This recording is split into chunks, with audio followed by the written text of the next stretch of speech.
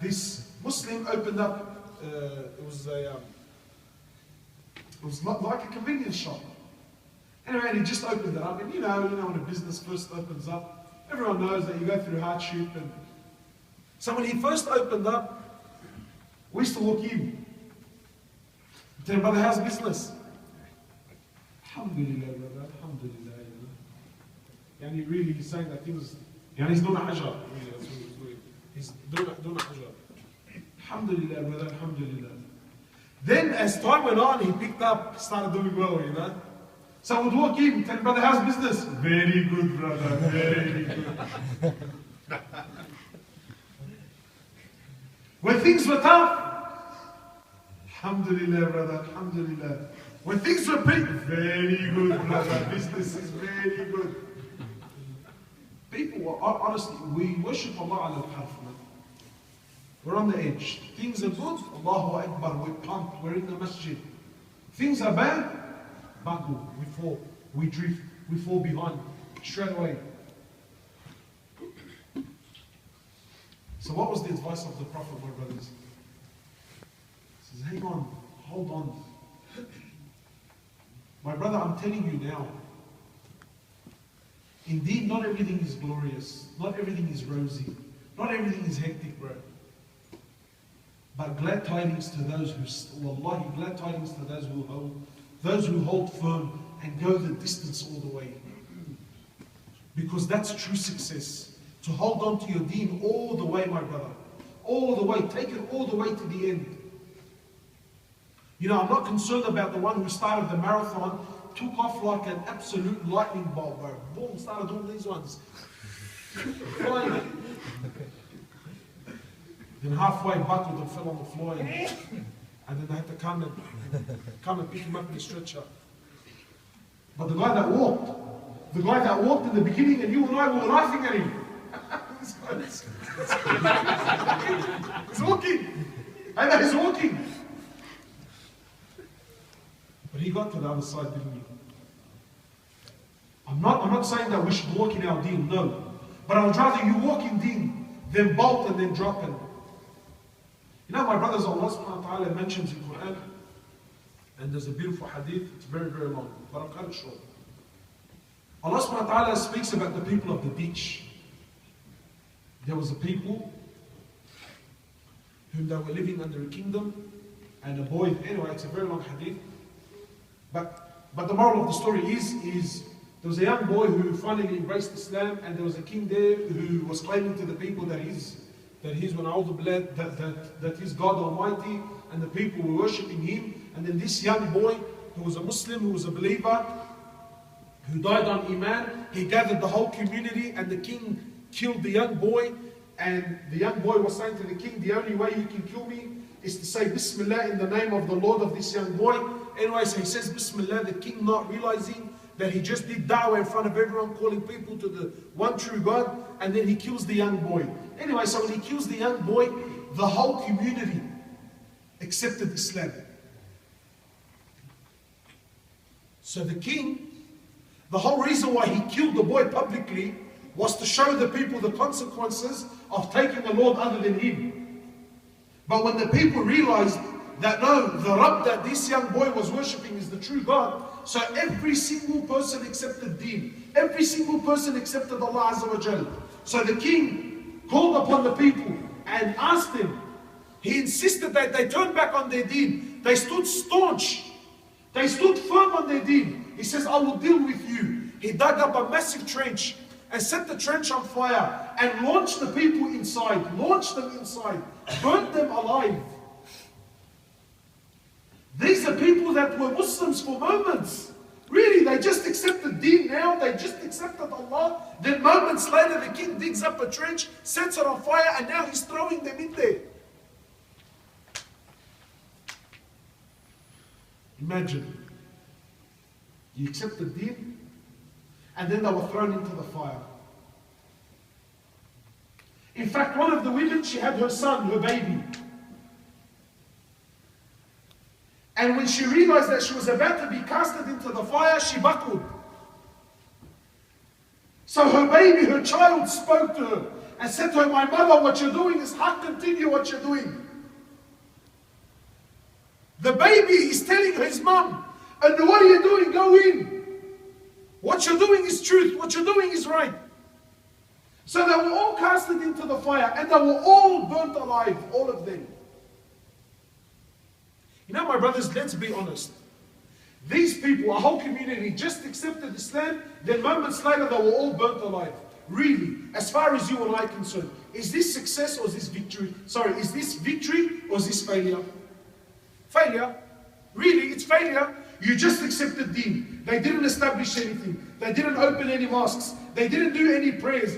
They've done nothing. They just accepted Allah, and as a consequence, all of them were burnt alive. What does Allah say about this? He says it's the greatest success now. He says these people that were burnt, these are the most successful people. Really, sometimes when I read, I say to myself, Tabi Allah, what's so successful about them? Really, what did they do that was so great? I accept Allah, thrown into fire, thanks for coming. Well, what is it that they did that was so great? You know what it was, my brothers? They stayed firm on their deen. They didn't turn back. They stood firm. And Allah Azza wa Jal says, He says, this is the greatest success. My brothers, you know, the road ahead of us is a long one, man. Very long road. Really, if we are buckling now, some of the shabab we're 20, 25, 30. We're buckling. What have you left for when you're 50 and 60 years old? Abdullah, the son of Imam Ahmad, he says, I was there when my father was dying.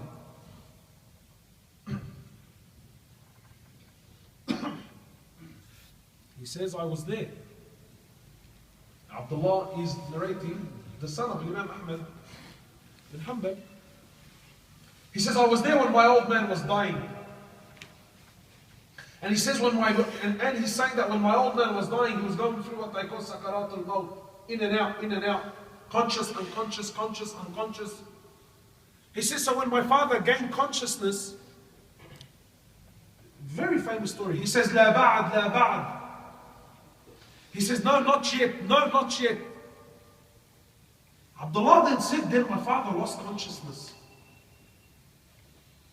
So Abdullah says, you know, I was amazed. Why is my dad saying, no, not yet, no, not yet? He said, I started to worry, you know, that maybe my father doesn't want to leave dunya. Brothers, we're talking about one of the greatest scholars the Ummah ever seen. He's saying, no, not yet, no, not yet. So Abdullah says, I sat next to my father anxious, praying to Allah that he would wake up, because I wanted to know, what does he mean by no, not yet?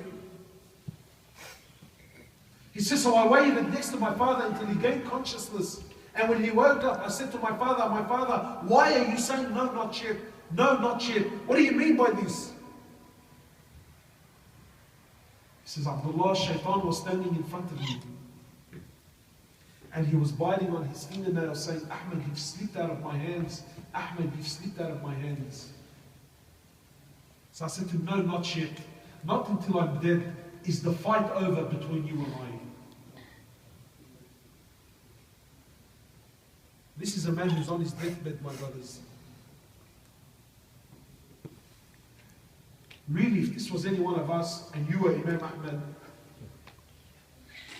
what would we have had said? If it was me, I was sitting here because I did sleep out of your hands, bro. Well, I was a big fish, bro, and you didn't catch me. Really, true? True. But Imam Ahmad says to him, no, the guy is dying, Ya Allah, he's going through sakarat al-maut, khalas, he's at his last moments. He says to him, no, the fight is still on. Not until I'm dead and gone is it over between you and I. This is, wallahi my brothers, this is istiqamah. Being firm on deen all the way to the end. And these are the ones who are most successful. You know, my brothers, the month of Ramadan is coming up, yeah?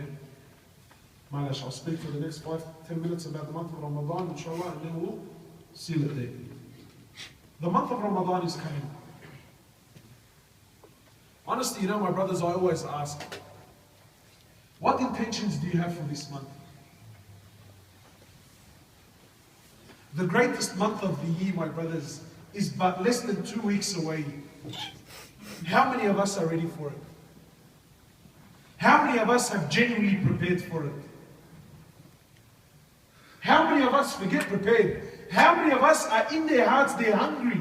They're hungry for the month of Ramadan. The greatest month of the year. The month that Sahaba would spend months. It's narrated Sahaba would spend 6 months after Ramadan crying and begging Allah that He accept the Ramadan that passed. Then they would spend the next 5 months coming, the next 6 months begging and crying to Allah that He gives them life to see Ramadan. Preparation for months on end. The month of Ramadan, my brothers, is coming. What have you prepared? What are your intentions for this month? The month, my brothers, when the doors of paradise are open. Levels, my brothers. Allah Azza wa Jal saves people from hellfire in this month. People in this month, my brothers, you know, it's so sad, it's so sad, it's so unfortunate that we've become so shallow visioned, so narrow visioned with our deen. There's no more big dreams anymore. This is the month Allah Azza wa Jal selects people. This is the month Allah handpicks people and says, you, the hellfire has been made haram on you. Aren't you hungry to be one of them, bro? Don't you have that drive? If I told you that there's a man out there who's ready to give $1 million for the top 10, of any competition,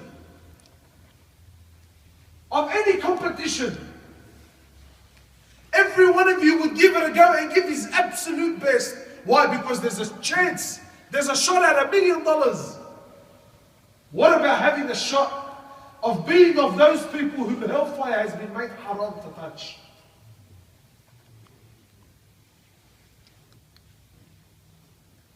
Ramadan, my brothers, the month of Quran. You know what's sad? Very sad. Is the month of Ramadan, which is the month of ibadah, which is the month of deen, which is the month really, it's the month of the believer. Shaitan has worked so hard, my brothers, so hard, that he's corrupted the whole month for us. Now Ramadan has become the month of what? شو مسلسلات؟ يا حبيبي طال غيابك. Now in the Arab world, there are musalsalat, there are TV shows that only come out in the month of Ramadan. I remember years ago, I had a Christian lady, she was an old lady, Christian lady. And I knew she was Christian, she was wearing black, she didn't have hijab on, she was very old, she had a gold chain with a salib on it. So she comes up to me and she goes to me, obviously, me looking like a Muslim. So she comes up to me and she goes to me, Dakhlak, enter Ramadan. Honestly, wallahi, this is a true story. She comes up to me, she goes to me, Dakhlak, enter Ramadan. I'm thinking to myself, Ya Allah, what does she want from Ramadan? Why is she asking me about Ramadan? You're old, you're Christian, what? Anyway, so I said to her, معلش why are you? She asked me, لأنه أحلى مسلسلات في رمضان. Even the Christians, Ya Allah, even the Arab Christians wait in anticipation for the month of Ramadan. We the Muslims who came to the world to give people deen. We came to this world to give people deen, to save people from hellfire and take them into take them to Jannah, to take people from darkness and put them into light. And in return, we are now giving them musalsalat, we're giving them TV series in the greatest month of the year. The month that is supposed to be the month of fasting, the month of minimizing, the month of losing weight, the month of understanding, has now become the month of feasting, the month of food, the month of massive feasts. There are sweets that are only made in the month of Ramadan. Go to the Hulu shop, there's halwat, they're only made in the month of Ramadan. You know, people think, you know, many of us have been fooled that, you know what, that is the hadith saying that it says that the devils, that the shayateen are trained in the month of Ramadan. So people think, Allahu Akbar, come Ramadan and I'm going to go hard. No, my brother, no. Shaitan plants enough seeds before Ramadan. Shaitan has been working on the month of Ramadan that many years that he doesn't even have to be present in the month of Ramadan. He doesn't even have to be there, cuz he's done enough damage. And the biggest dalil to this is there's 2 weeks to go, and well, really honestly, just to be fair, 90% of the people in this room haven't prepared anything for Ramadan yet. Every one of us, our schedule is already full. Where I'm going to break my fast on this day, and whose house I'm invited to on that day, and where am I going to go for hulu on this day. The whole month is booked. But ask the brother, where do you plan on praying your Ramadan? Where do you plan on praying your Taraweeh? Be like, cuz I don't know yet. I'm waiting to see who's the quickest imam.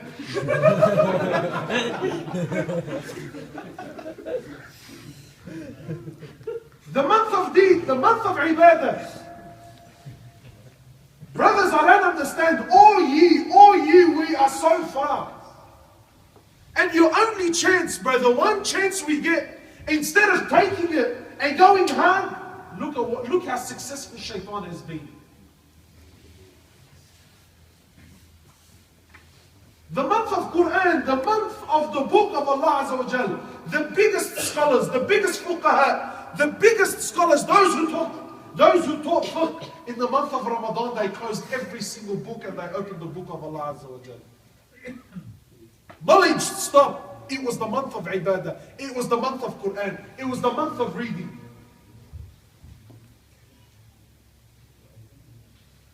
How many of us, my brothers, are ready? You know what the truth is, my brothers, and this is sad. Is there a Quran here? Yeah. Please, can you give me like, just the basic one? Like that green one there, yeah, that's it. I'm going to show you exactly how successful Shaitan is. Exactly.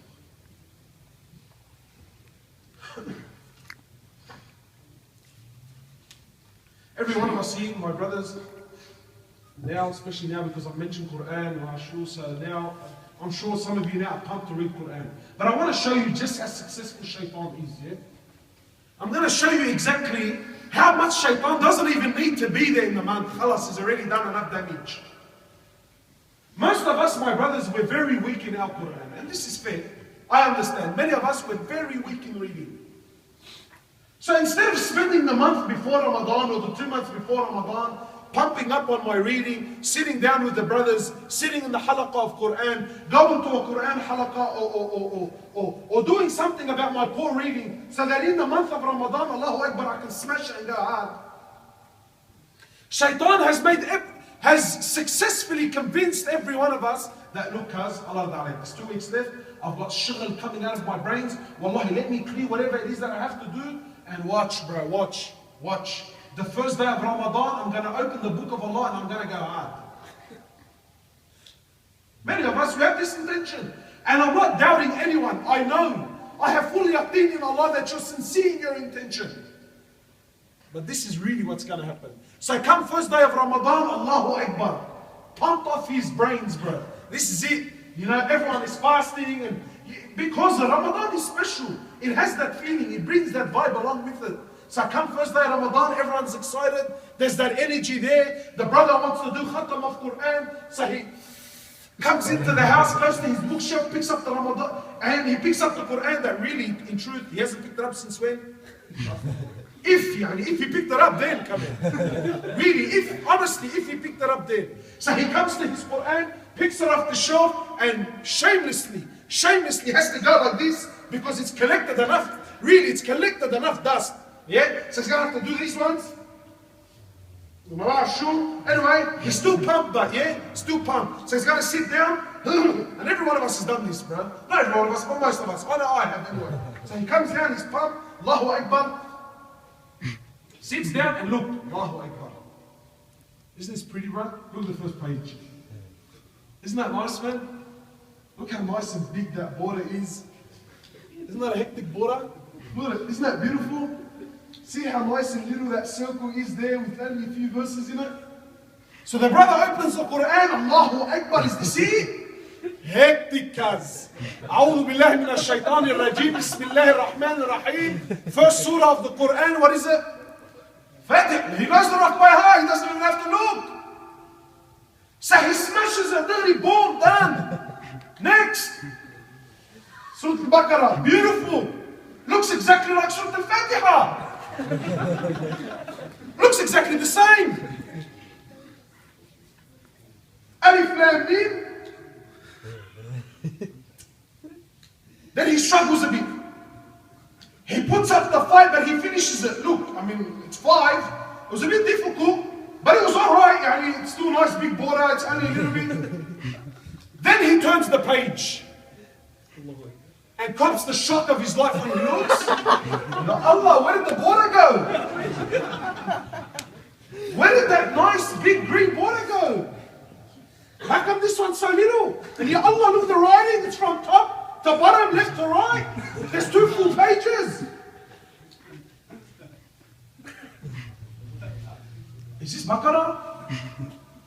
So what does he start doing then? He's thinking, Allah. So he starts flicking through the pages to find where the next Bismillah Rahman Rahim is. Because he can't use the index. So he starts flicking. He's flicking and flicking, flicking. Ya Allah, 52 pages later. Then he thinks, surely I missed a Bismillah Rahman Rahim. So he goes back and flicks through, only to realize that the second chapter in the book of Allah Azza wa Jal, the second chapter, yes, is almost 52 pages long. Hala, honestly, what has this done to your spirit? Huh? Shoot down. جتك مع الأرض. So now you're going to look at it like that, and you're going to think, what? Because reading Quran is not for me. I'll listen to it on my phone. I'll get the CD now off the boys. I'll get the CD. Now I'll just grab the CD somewhere and I'll put it in my car. See how successful Shaitan was? Does Shaitan need to be there in the month of Ramadan? Brother hasn't prayed Fajr all year. Hasn't prayed Fajr in the masjid all year. Come Ramadan, what's the intention?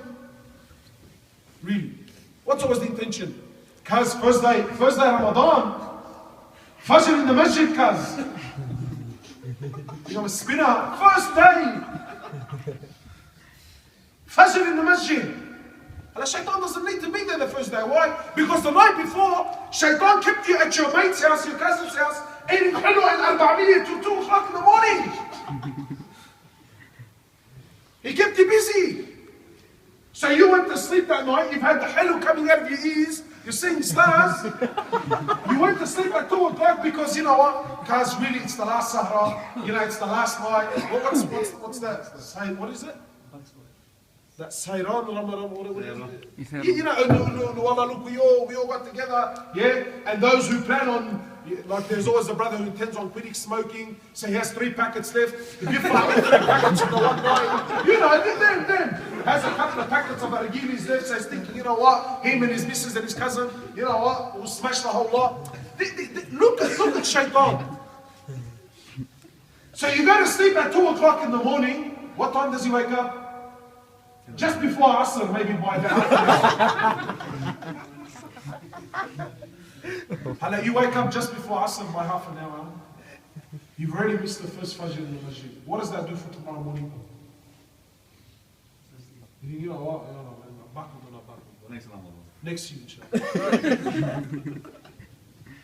It's not funny, honestly, really, wallahi, really, like, you know, I mean, and every Ramadan comes and Ramadan goes, Ramadan comes and every one of us, cause this year I'm going to change, this year I'm going to pull up, this year I'm going to go hard, this year I'm going to do this.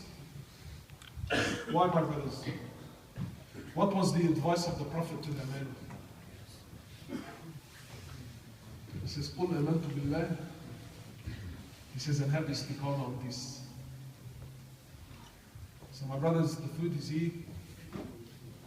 Having istiqamah, my brothers, is a gift. And it's something we need to be making dua for. This Ramadan, if you're going to ask Allah for anything, ask for istiqamah. Ask that Allah, my brothers, makes us of those that stay firm and steadfast on this deen. Because that is true success. And this Ramadan, my brothers, if you want to be successful in Ramadan, when do you need to start? Really, we should have started a long time ago. But yes, start now. If you plan on praying Fajr in Ramadan, then pray Fajr for these next 2 weeks. If you plan on reading Quran in Ramadan, then you should be reading Quran now. If you plan on praying your nawafil, then you should be praying your nawafil now. If you plan on doing your adhkar in the month of Ramadan, then really you should be doing your adhkar now. Why? So when Ramadan comes, I hit the ground running. I don't hit the ground and I need a clutch start. I hit the ground and I'm already in gear, I'm already rolling. You don't rock up to grand final and start training 10 minutes before the game, do you? No, you've been training for weeks. You've been preparing for weeks. And this is the true champion. This is the true champion. You push yourself to the limits. I remember my brothers, they asked Muhammad Ali, and honestly I'll end with this. They asked Muhammad Ali, who was world champion boxer, world champion, the greatest boxer boxing ever knew. So I remember one time in an interview with Muhammad Ali, they asked him, the interview is saying, you know, Muhammad, how much do you run a day? How much do you jog? So he says, you know, I run 5 kilometers a day. You know, my brothers, for a superstar athlete, 5 kilometers is nothing. For a superstar, we are talking heavyweight champion, world-class athlete. Really, 5 kilometers isn't much. So the man says to Muhammad, 5 Ks isn't much, you know, 5 kilometers for world champion. He says to me, no, I expected more. So Muhammad Ali says to me, no, you misunderstood. This is what he means. He says, no. He says, I run till I can't run anymore. He says, I run till I can't run anymore. Khalas, I've reached the maximum. I can't run anymore. He says, then it's 5 kilometers. That's what it takes to be world champ. He says, I run till I can't move. He says, then I count my 5 kilometers. I don't walk out of my bed or walk out of the house, do my 5Ks and call it a day. This Ramadan, my brothers, Allah is choosing people and He's saying you will be saved from hellfire. Don't you want to be from them? Don't you want to be from them? The Prophet of Allah, the man who had rahmah, the man who showed mercy to to his enemies, he had rahmah. The leader of the hypocrites, when he died, Rasulullah prayed janazah on him. In fact, he gave him his cloak so he could be buried in it. This is the leader of hypocrites. This same prophet, this same man who had rahmah for enemies, he stood on the minbar in front of Sahaba and said, may he be disgraced, may he be disgraced, may his nose be rubbed in the dirt in humiliation. Sahaba heard this, they said, Allahu Akbar, who? Who, Ya Rasulullah? Who are you cursing like this? He says, the man that lives to see Ramadan, lives out the days of Ramadan, finishes Ramadan and doesn't have his sins forgiven by Allah. May he be disgraced.